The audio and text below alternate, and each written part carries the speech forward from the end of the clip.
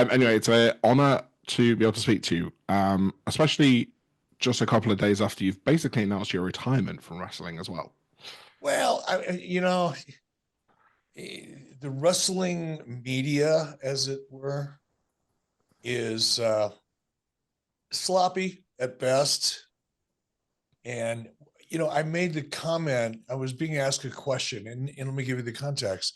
The context was, Eric, do you think you'll ever be involved full time in the wrestling business? Do I ever want to run a wrestling company or own a wrestling company or work full time for any wrestling company?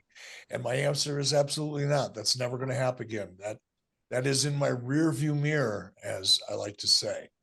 But that doesn't mean that I won't make appearances from time to time, basically do the same things I've been doing for the last, whatever it is, 5 or 6 years. Meaning if there's an opportunity to do what I refer to as one-offs, just simple appearances or something like that, of course I'll do that. Just like I'll do this podcast interview or this interview with you. But full-time, no, that will never happen again. So somehow that got rewritten into a headline that made it sound like I finally decided to retire from professional wrestling forever. Well, you could have said that 8 years ago, 5 years ago, 6 years ago. So whatever. It's just wrestling media. Yeah. So with that in mind, kind of is there anything you miss from the day-to-day being in the wrestling world and running a company, So what's something you miss? Yeah, there's a number of things. I miss very much the collaborative, creative process. Man, when you put yourself in a room with a couple other people who are all passionate, who have good creative instincts, have an understanding of what real storytelling structure actually looks like, and you put a couple, you put 3, 4, 5 people in a room that all have these similar instincts and talents and experiences, mix in a little bit of passion, and that's a hell of a way to spend an afternoon, brother. Yeah. It's a great time. And I miss that. I miss working with young talent, developing talent, and helping them find their characters or a way to present their characters that feels more authentic and true to who they really are, as opposed to what they're trying to be. That's fun for me. I enjoy that process because it's a thoughtful process. It requires strategic thinking, tactical thinking, obviously creative thinking, and psychology. You have to learn how to at least try to get a reaction from the audience one way or the other. And that's an art. It's not simple. You can't buy a book and read about how to do it. You can read about the principles of it, but developing the talent to really connect to the audience and be able to, for lack of a better way of saying it, manipulate them to get them to react the way you want them to react precisely when you want them to react that way. That's an art that I'm just fascinated by. Do you feel like a lot of younger talent these days are lacking in that? Because sometimes when you watch the product, you feel like they're trying to get a reaction and the crowd is just dead, essentially. Well, it's because the art of this is the part that gets lost on so many, and I'm talking about producers as well. It's not just talent. It starts at the top when the people whose vision it is to produce a wrestling product don't really either understand psychology or how significant it is to get the audience emotionally involved. If at the very top of your organization that is lacking, that vision is lacking, and perhaps you feel that the only thing you need to do to get a reaction is by doing really cool, dangerous, very complicated athleticism within the wrestling ring, if that's what you think is going to get a reaction, you're like dead wrong. That will get a reaction, but it won't get an emotional reaction. It'll get a, whoa, that was cool. But it won't get the type of connection that invests the viewer in the story or in the character. That's the difference. So I think what you've got now is a lot of young talent outside of WWE. WWE places a lot of emphasis on storyline and character, right? Consistency. But in a lot of other organizations you could go to or look at, storytelling is a secondary issue. Storytelling isn't what drives the producers. What drives the producers is, oh, can you do like a 360-degree backflip off the top rope onto some broken glass? Oh my gosh, that will be so cool. People will say, this is awesome. That's not the same thing as getting people emotionally involved in the characters in the story. That's a reaction. It's not a connection. That's the best way to say it. Can you get a reaction without storytelling or without character development? Sure. Can you get a connection to the characters or to the product without a storyline or without character work? I don't think so. I think if you look at when you were running WCW, it was obviously very story based, as you were saying. WWE has brought WCW back on YouTube in the past couple of weeks, and people are going mad for it and seems to be watching it more than they're watching the current product. What does that say about the way you run it, your impact on the industry, and your longevity as well? Well, it doesn't say much for my longevity.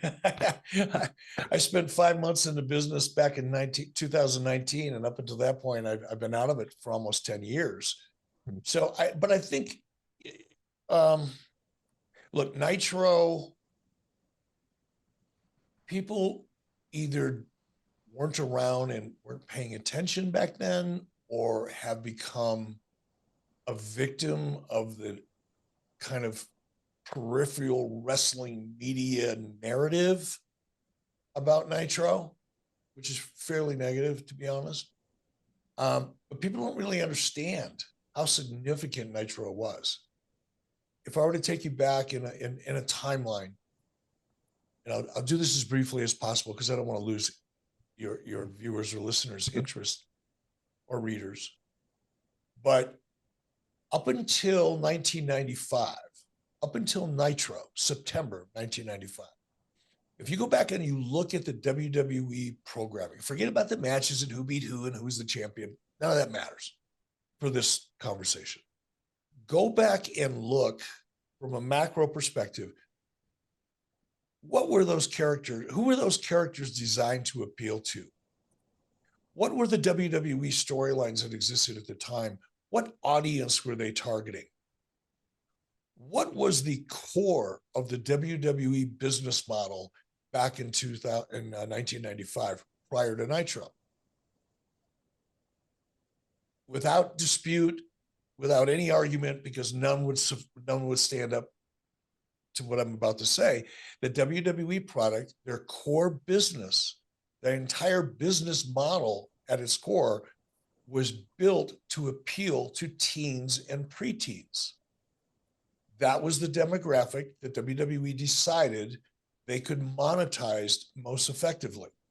So all of their characters were kind of super animated, kind of cartoony, human cartoons, as I call them. They were human cartoon characters in cartoony-esque storylines. Nitro came along, and by the way, almost all their programming was taped, wasn't live, with the exception of pay-per-views. And Monday Night Raw, I believe, was taped. 1 week was live, the next week was taped. 1 week was live, so they alternated live to tape. Okay. But even if you go back and look at Monday Night Raw, their characters were very teen and preteen driven. So were the storylines. And the shows themselves, you very rarely had matches that could be considered pay-per-view quality matches anywhere on a television show. That was professional wrestling in 1995. WCW, by the way, was a poor man's version of WWE up until 1995. That's when I made the determination that in order for WCW to be competitive, we couldn't attack the same audience as the WWE because they had too much of a stranglehold on that audience, so to speak. Not really, but you know what I mean? They owned that demographic, that teen and preteen demo. There was no way I was going to come out with some idea that was going to allow me to take a significant portion of the audience that they already had. Yeah. So if I can't do that, what do I want to do? I'll go after an audience that they're not targeting. At that time, the 18 to 49-year-old male audience, which is now the platinum demographic, right? That's the one everybody, at least here in the States, is shooting for. Everything is based on 18 to 49-year-old males. But in 1995, before I launched Nitro, it was teen and preteen for wrestling. So I shifted my focus creatively, tactically, to appeal to an 18 to 49-year-old male demo, which exploded, allowed us to defeat Monday Night Raw. I mean, we were competitive right out of the chute. The first show they were preempted, so we weren't in competition for our first show. But by our second show, we were already in very close head-to-head competition. We'd win 1 week, they'd win 2 weeks. We'd win 2 weeks, they'd win 1 week. Until Nitro came along in 1996. And that's when I really put a super crisp focus on that 18 to 49-year-old male with the NWO. When that happens, there's no looking back. WCW beats WWE for over 100 weeks, 83 of those weeks in a row, hence the name of my podcast, 83 weeks. So that people talk about, oh, it was the NWO, oh, it was this, oh, it was that. I was the first person to go to live TV every week. Nitro was the first show, a wrestling show on television that featured pay-per-view quality matches on free television. Well, guess what, folks? It's 2025. It's some 30 years later. And WWE finally, back in 1997, November of 1997, Vince McMahon came out and cut an interview and said, okay, keep in mind, 1997, I'm spanking him like a spoiled little child, just smacking him all around, having fun, making fun of him, burying him on national television because we were outperforming him. Not only outperforming him, but we were outperforming in such a dramatic, profound way that Vince McMahon in November 1997 came out and said, all right, ladies and gentlemen, from this point forward, we're no longer going to insult your intelligence. We're going to be authentic. We're going to bring you real wrestling. Dude, I've been doing that for 1.5 years and spanking your behind. What's up? But they shifted their model to mirror the WCW Nitro model. And that's what we're watching today. Yeah. You look at Monday Night Raw today and you look at the elements that have made that show successful. I created them. I demonstrated them over a 2-year period of time. And Vince McMahon and WWE reluctantly said, okay, we don't have any choice. We either do what Eric's doing and Nitro's doing, or we go out of business. Yeah. They did it, and the rest is history. So with that in mind, and last question, when you look at the industry as a whole now and the product from whichever company is on TV, what's the one thing you would change from what you see? I don't think with regard to WWE, there's like, if it's not broken and it's continuing to grow and accelerating in the process, why would you fix anything? I can't think of anything with regard to WWE, quite honestly. I probably could if I was there and if I was in it. I could probably see opportunities perhaps to do some things differently. I don't know if it'd be better or not, but differently. AEW, it's not really worth comment anymore. I think people pretty much know how I feel about the quality of that product and the vision or lack thereof for that product. Look, it serves a percentage of the audience. there's a certain percentage of wrestling fans that, for whatever reason, or for their own reasons, I should say, I don't want to be dismissive. They have their reasons, whatever they may be, that have an affinity for AEW. God bless them. I'm happy for them. And for the people in AEW, get to make a living doing what they're doing. I think anybody that looks at AEW and compares it in any way to WWE is kind of comparing apples and oranges. Yes, they're both considered fruit. You can eat them both. They're both healthy. They have certain qualities that are, similar, but they're two different things. And it's stupid to compare them beyond a certain point. And I feel the same way about AEW and WWE. Dave Meltzer, the dirt sheet writer here in the States, continues to try to find ways to favorably compare AEW to WWE. And it's gotten to the point now where I think it's I don't want to say a mental illness, but it's a weird obsession, almost kinky.